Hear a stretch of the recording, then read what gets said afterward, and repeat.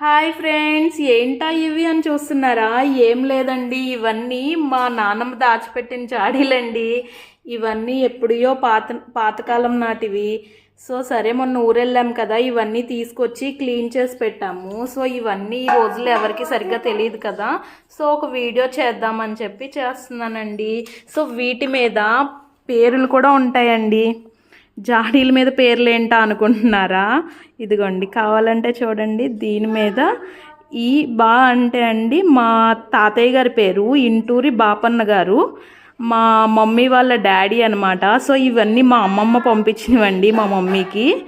అప్పటి నుంచి ఇవి మా మమ్మీ జాగ్రత్తగా దాచింది, వాడకుండా. సో ఇప్పుడు ఈ రోజుల్లో ఇలాంటివి ఎవరూ వాడట్లేదండి.